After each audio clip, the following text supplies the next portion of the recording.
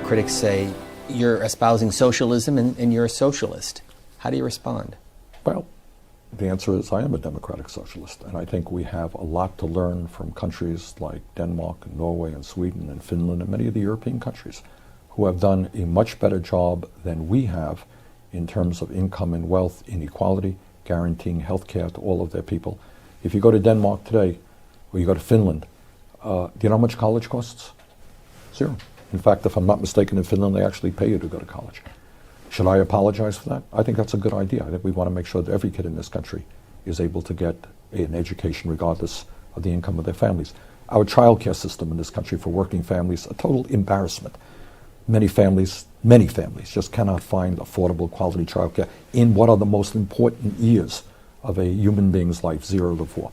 So I think what we need is a government which taps the innovation that is so strong in America. We are a very entrepreneurial society. Every day somebody's come up with a great product, creating wealth. That is a good thing.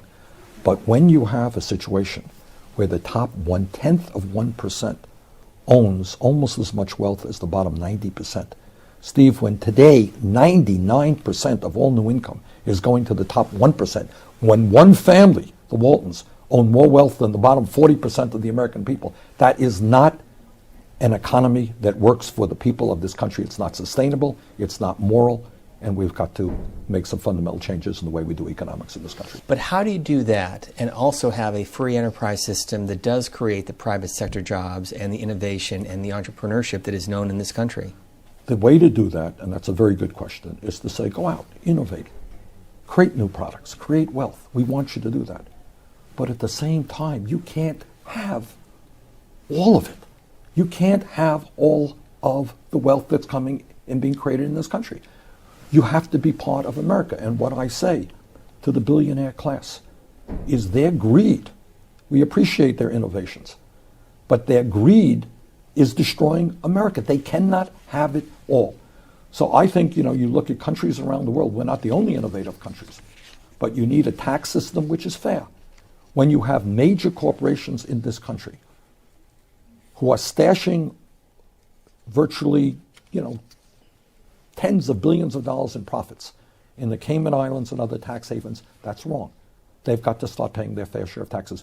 Warren Buffett, one of the richest guys in the world, reminds us that his effective tax rate is lower than his private secretary's. That's also wrong. So you got to say to the wealthiest people in this country, sorry, if you want to enjoy America, you have to accept your responsibilities, and your responsibilities is paying your fair share of taxes so that our kids can go to college, so that we can have a strong child care system, so that we can rebuild our crumbling infrastructure, which is an international embarrassment, and create the millions of jobs we need. Just astounded by the harmful effects of Reaganomics and trickle-down economics. How can we change the economy from trickle-down to a middle-out, one that Robert Reich would prefer, so would the middle class? Bob Reich has done extraordinary work over the years. I saw that film. In fact, we showed that film all over the state of Vermont and got a very popular response. And here's the issue. What we need to do is to come forward with a progressive economic agenda which says to the American people that if we stand together, we can create economics which grows the middle class, which lowers poverty in America, and which creates millions of decent paying jobs. And let me just very briefly, Daniel, tell you what I think should be in that agenda. Number one, poll after poll always tells us that the issue of real concern to the American, of most concern, is jobs and the economy. And the way we address that issue most effectively and quickly is through a massive federal jobs program rebuilding our crumbling infrastructure, roads, bridges, rail, water systems, levees, dams, older schools, etc.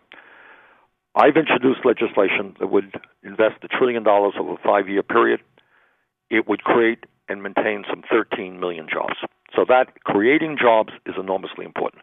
Number two, we got to change our trade policy. I am very disappointed by the vote this week in terms of the Trans-Pacific Partnership. I think it just continues a disastrous trade policy which allows companies to shut down in America and move abroad. And I'll continue my efforts to defeat.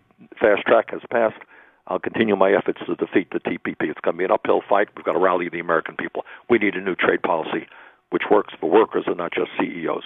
We've got to raise the minimum wage to a living wage, which to my mind is $15 an hour over the next few years. We need pay equity for women workers. Women should not be making 78 cents on the dollar compared to men.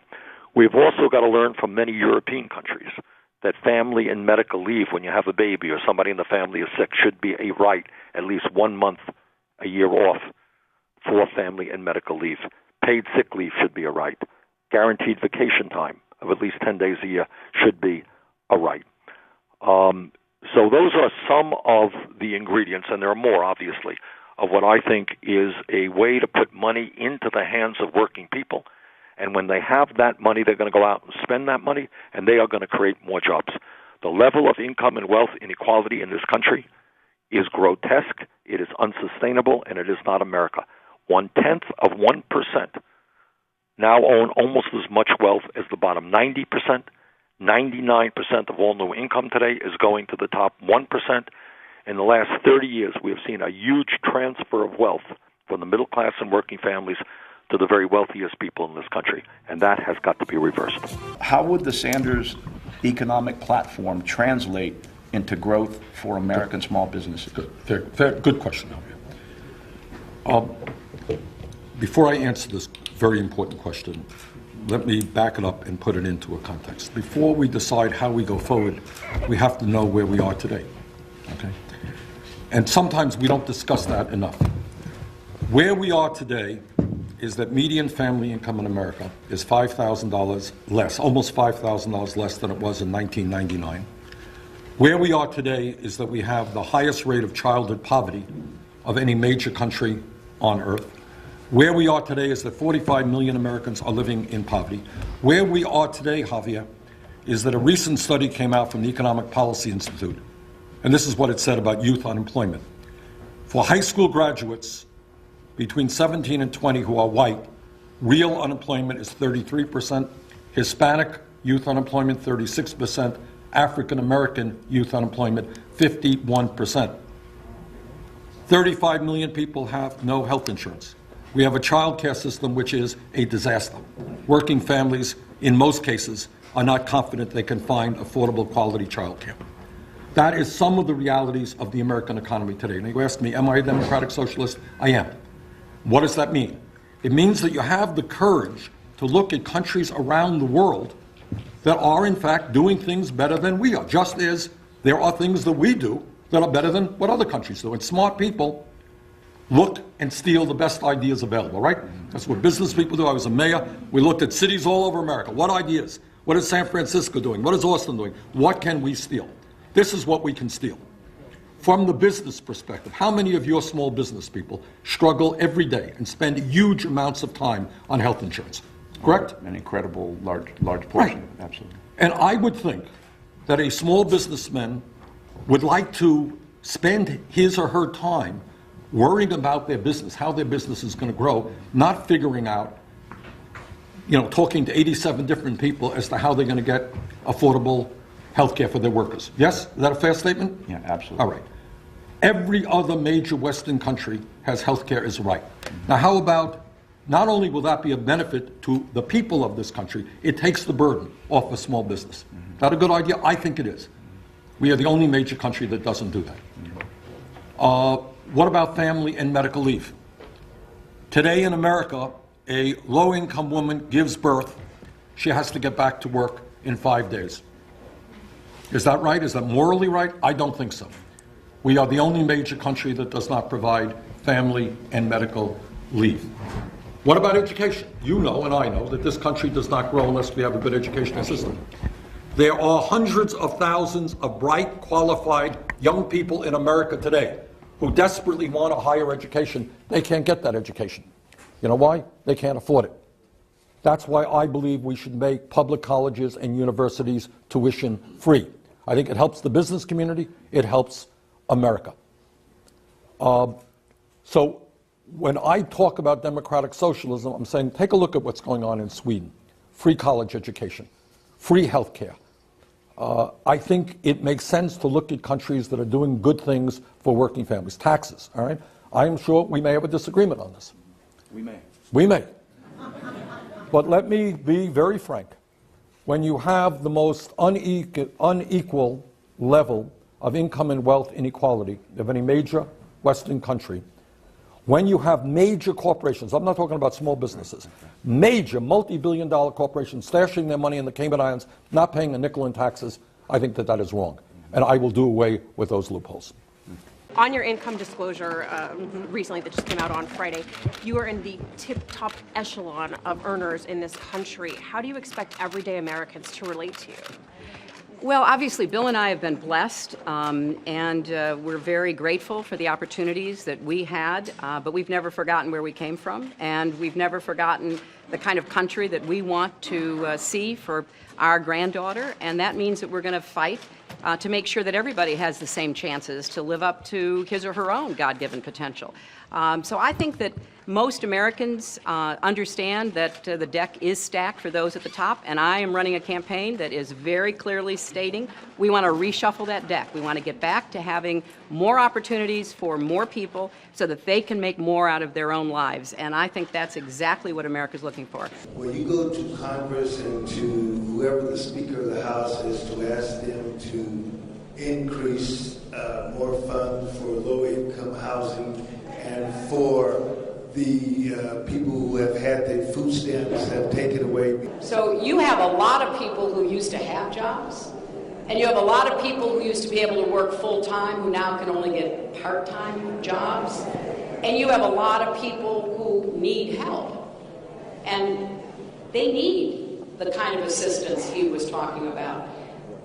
I will do everything I can to try to make sure that we continue to provide the supports that individuals and families deserve.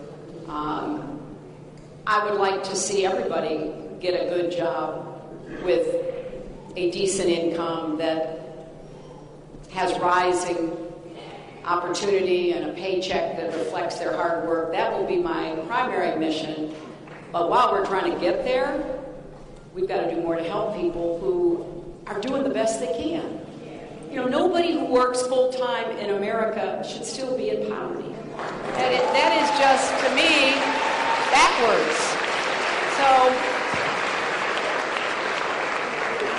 you know, as I said, I work for the Children's Defense Fund. I was on the Legal Services Corporation where we defended a lot of the rights of people to get access to benefits that they needed for themselves and their children. So I come from that kind of background, and I will do what I can to make sure that we remember those who are struggling. I want to be a president for the struggling, the striving, and the successful. And I'm going to do everything I can to make sure our country doesn't turn our backs on people who need help. Food stamps, housing help, earned income tax credit, the whole list. And the final thing I would say about this is, you know, I don't say this from a partisan or a personal perspective. It's just a fact. The economy needs the kind of continuing leadership provided by having a Democrat in the White House.